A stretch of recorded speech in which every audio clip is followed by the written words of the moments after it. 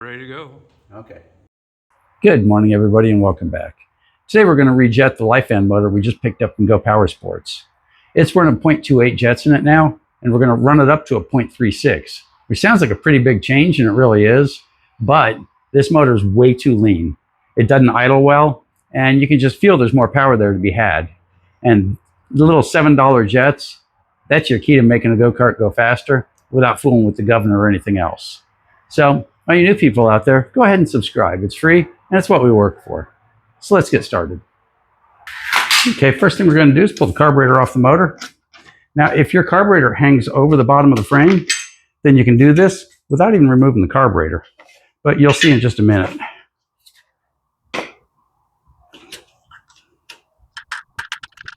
Okay, let's pull that. Stick the air cleaner there too, might as well. Now let's pull the bolts that hold the carburetor on.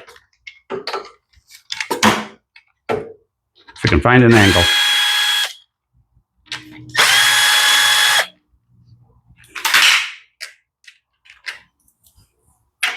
Now this will be the cheapest power you ever get out of a motor. So you definitely want to do the whole thing. So now the next thing we're going to do is kink off the fuel line. If you've got the patience, you can run it all the way out of gas, but I don't have that kind of patience.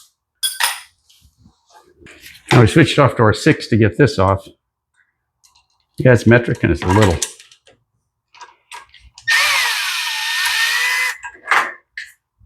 There we go. Let's pull the fuel line. Come on, fuel line. Sure, it hasn't rusted in place. This motor is only about 4 hours old.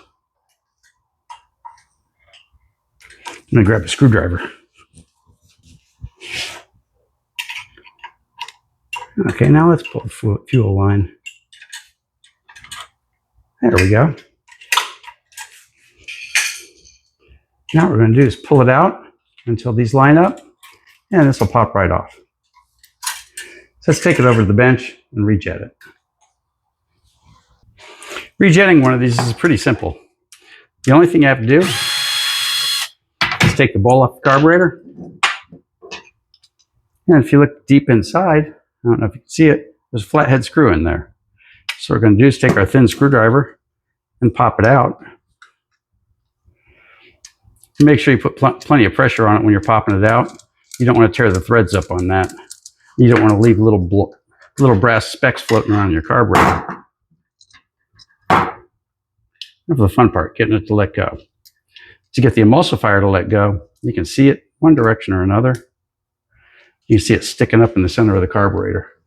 See if you can see that. See that little brass end sticking up there? That's the emulsifier. So what we're going to do is nudge it down with a screwdriver. And there's your emulsifier and there's your jet. So we're going to put these off to the side and grab our new ones. Now here's our new ones. And the jet has a slightly larger hole and the emulsifier has fewer holes in it. So all we do is we drop it in, put the jet in correctly, screw them in, and then reassemble. And just like that, you've got more power. Now, if you go too big on the jet, you're going to have to also change the exhaust and the intake, get more airflow. This kit came with a 85 and a 90, which is a 36 and a 38, I believe.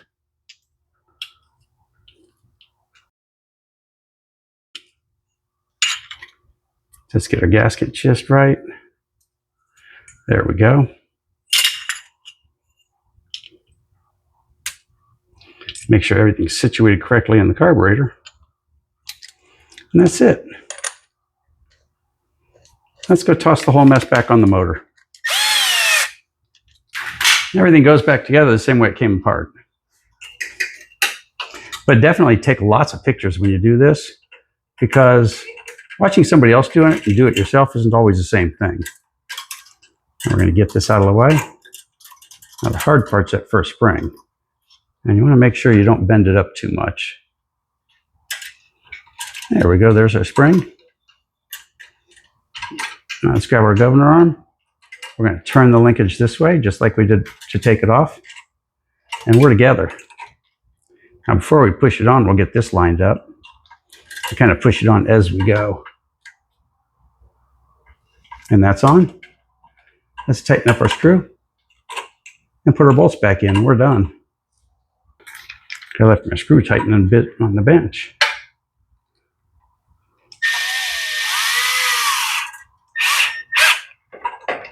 Now we're not going crazy tightening the fuel line because it's not necessary. We just want to make sure she's seated all the way down. Okay, let's take a look, make sure nothing's hanging up anywhere. Nothing's hanging up, very nice. So push you back over here.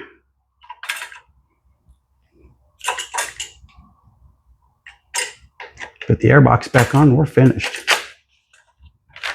Just that easy.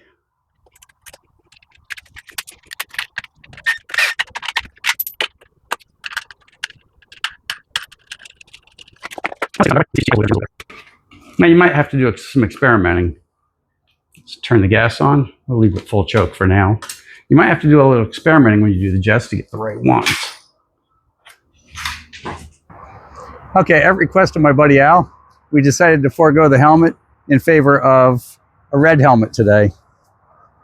That means, of course, I'm going to be a little bit more careful than average, but we're going to give it a run. Let's see what it's got. See now. Turn the key on, keys on, full choke, gas is on, and we've installed a kill switch on it so I can turn it off in case something goes terribly wrong. It's completely cold right now, so I expect it to be a little bit stumbly. We had to put off this run for a sunnier day.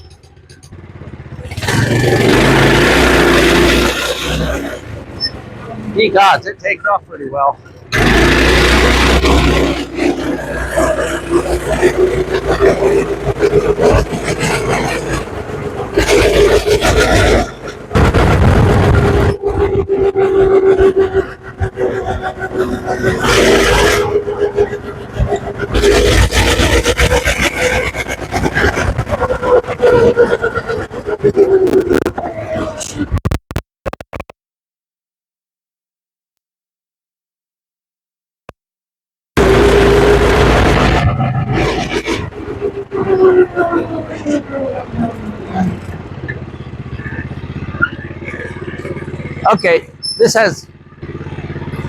Okay, it's got a ton more power and a whole lot more punch off the bottom end.